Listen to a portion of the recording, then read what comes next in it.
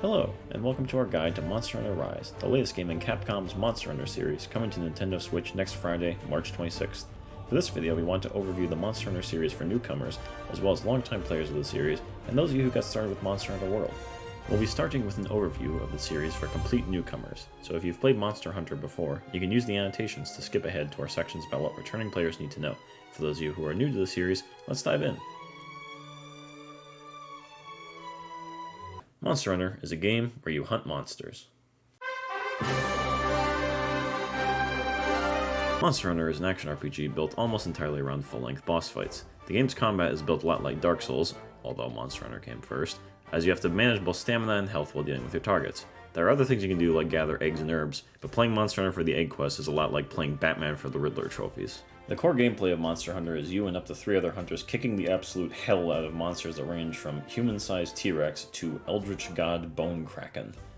The game builds you up to the weirder stuff though. When you take a monster down, you take parts off of it and use its teeth and liver to make yourself a sweet hat with plus 10 fire resist. The more monsters you take down, the more powerful your armor and weapons become, and you don't necessarily have to fight every monster, but life will come at you real fast if you skip too many of them. The unique selling point for Monster Hunter compared to other action RPGs is the emphasis on your natural environment and surroundings. Your fights are taking place not in an arena, unless it's an arena quest, but in natural habitats that these monsters organically roam around. The monsters you fight don't just exist in a vacuum. Their unique moves and abilities fit into how they hunt or protect themselves in a world where basically everything is an apex predator. The monsters fight like living creatures too. They can get tired in combat, stunned, flinch, and even get a second wind after taking a lot of damage. The fights have a much more organic feeling to them, where there's a back and forth between the monster and hunter to see who will come out on top. Capcom has also improved on this idea more recently with turf wars between monsters and little idle animations they'll do if they don't notice you. So far we focused mostly on the boss fights, but there's more to Monster Hunter than that. If the game was 100% fights, that would be like having candy for breakfast, lunch, and dinner. Which I have done, and it doesn't work out well. The RPG elements of this action RPG factor more into your preparation, as you work out of a few different hubs to prepare your items and equipment for battle, and watch a nice meal-eating cutscene that some animators spent weeks of their life on. Your main hub area will also usually play into the story of the game. Typically, with the exception of World, Monster Hunter quests are divided between an exclusively single-player campaign and hub-based multiplayer quests. If you don't have Nintendo Online, or if you don't have enough friends to play the game with you, don't worry. Monster Hunter Rise brings back the scalable difficulty from Monster Hunter World, and monster health is now adjusted based on the number of hunters on a quest. Now we said earlier that Monster Hunter games have pretty standard action RPG combat, but that does sell the game short a little bit. In addition to your typical action RPG mechanics of stamina, health, and inventory management, you also choose from 14 very distinct weapon styles. Your weapon type is the main thing that guides your playstyle, as you can either focus on racking up quick damage or tanking hits and slowly dealing big damage. Each fighting style is deep enough to build your own strategy, but also simple enough that you can rotate between completely different weapon types depending on how you want to approach a fight. In the past, I've seen people say that they couldn't get into Monster Hunter because they were expecting a faster, more combo-heavy fighting style like Devil May Cry or Bayonetta, and the moveset variety of the weapons in Monster Hunter seems daunting. I definitely understand that feeling, but if you've played Monster Hunter in the past and felt like it was hard to get into, Monster Hunter has gotten a lot better about how it handles tutorials. I'd also recommend trying the longsword if you do give the game a swing, as the director of Monster Hunter Rise has made it known that it's meant to be the beginner weapon. Longsword strikes a nice balance between dealing decent damage and keeping your mobility open, so you can get a feel for how aggressively you like to play. If you've had trouble with Monster Hunter's controls being janky in the past, well, you're not wrong. For those of you coming from World though, the control improvements in that game are thankfully back here, with much more fluid gameplay and more generous dodge times between attacks. If you're a newcomer who's worried about the game being too hard, or throwing too much at you at once, I'd once again mention that these games have gotten much better tutorials. Also, I would mention that Monster Hunter is one of the best fan communities out there. You'll learn this pretty quickly by playing the multiplayer, but veterans of the series love to help newcomers. If you're struggling with a quest, check out one of the Monster Hunter subreddits, and you'll find that lots of people are willing to help you learn the game. There's all sorts of communities out there for this game, and lots of people who are willing to help newcomers try it out. Now let's talk about what's new to Monster Hunter Rise. For those of you who skipped ahead to this part, welcome! Our team of Monster Hunter experts has combed through all the trailers and footage of the game up to this point, and now I'll recap the stuff you should definitely know. For those of you who've played the more traditional Monster Hunter games of old, as well as Monster Hunter World, Monster Hunter Rise has distinct DNA from both games. Monster Hunter Rise looks more like a traditional Monster Hunter game, but handles much more like Monster Hunter World. The overworld of Monster Hunter Rise, set in the Kamura village, is much more overtly inspired by Japanese culture than past games. The creatures you encounter are much more like yokai, and the characters in the game have more of a ninja flair. Monster Hunter Rise also has seamless transitions between zones in the overworld, a feature that first appeared in Monster Hunter World. and there's a new emphasis on creature companions and traps that takes the place of hunter tools from previous games. The main new feature of this installment is the flashy wire bug. In the past, your character has typically been landlocked unless you're part of the Insect Glaive Master Race, but the wire bug lets everyone move around like an acrobat. It opens up your vertical mobility, lets you get around the map more quickly, and look, it's a hook shot, okay? It's a laser hook shot. Every game should have a hook shot, and now Monster Hunter does. You manage the wire bug with a special stamina meter, which you use for your movement, as well as the new Silk Bind attacks. Each weapon gets 2 unique moves that use some of your wire bug juice, and can act as a counter or powerful attack depending on the weapon. You can also mix up your Silk Bind moves as you progress through the game. If you've weakened the monster enough, you can use a Puppet Master Jutsu to temporarily control the monster and use it to fight other big monsters. You have to be careful about taking damage and being thrown off, but if you play your cards right, you can use your Puppet Monster to do big damage and even give other monsters status conditions. Moving along, we also have dogs. They finally add dogs to Monster Hunter. For years, Monster Hunter has been mostly cat propaganda with your companion Palicos, but this time around you also have the option of riding into battle on a dog. Which, please don't do that in real life, unless you're like 5, or it's a really big dog. Your dog companion, or Palamute, will also support you in battle.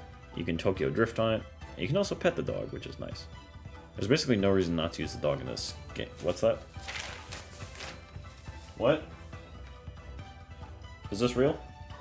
I'm being told that now your cat can, like, shoot bubbles or something, but the dog has a sword in its mouth, and I'm not really clear on why you would not just use that. The last big new feature ties into the story of Monster Hunter Rise, and that's Apex monsters. Apex monsters act as dark variants of monsters you fought, and they're likely much tougher. The flagship monster of the game, the Magna Mallow, is, hang on a second. Magna Mallow? Is that actually what it's called? That's what they went with? Alright. The Magna Mallow is driving all the local monsters crazy by playing, I don't know, Nickelback records or something, which sends them on the Rampage. The Rampage is a new gameplay mode which combines Monster Hunter gameplay with siege defense mechanics. The frenzied monsters are trying to breach your village, so you've got to defend the walls with your weapons, along with some ballistae and your old pal, the Dragonator. You'll need to either repel all the invading monsters or defeat their leader, the Apex monster. If you've played Monster Hunter World, think of the Velkhana scout quest, but with the added fear that the walls will be breached and everyone you know will die. Good luck.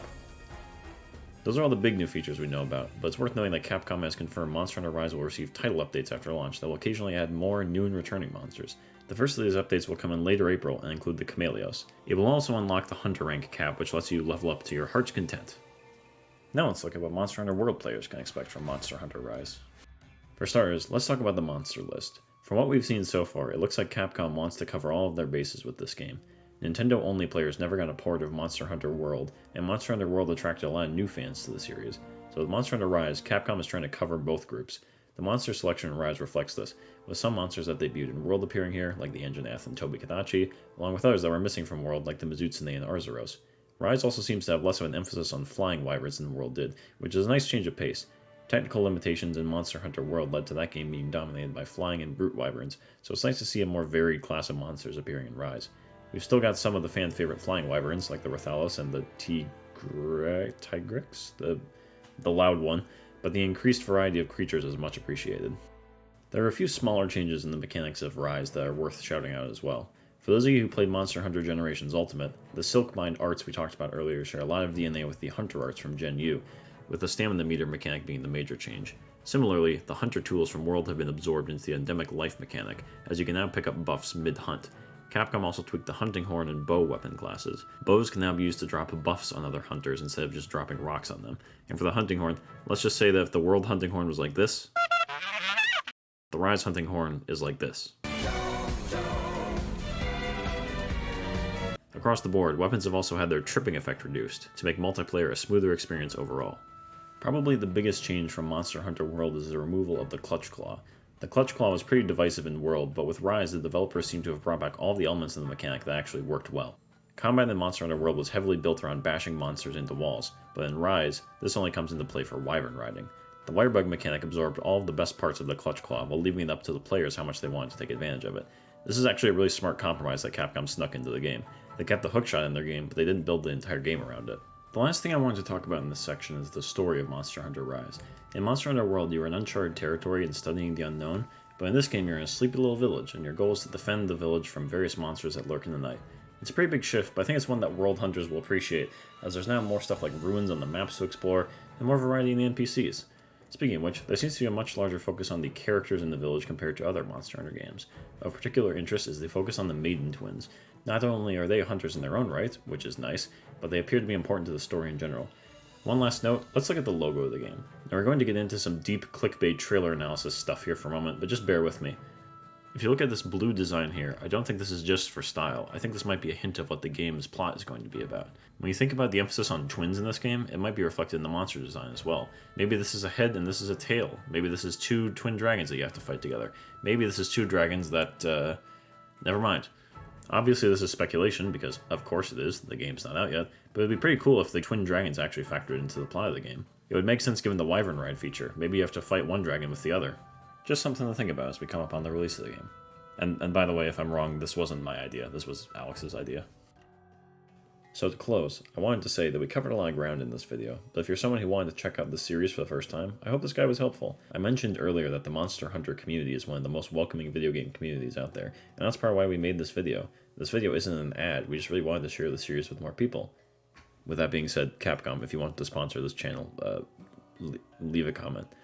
For more information, I'd recommend checking out the official Monster Hunter YouTube channel, linked in the description, and digging into the Monster Hunter community on this site and others. We'll be making a lot of videos about this game when it comes out, so if you want to keep an eye on this game, please subscribe to us here, and check us out on Twitch at twitch.tv/laughingsofa.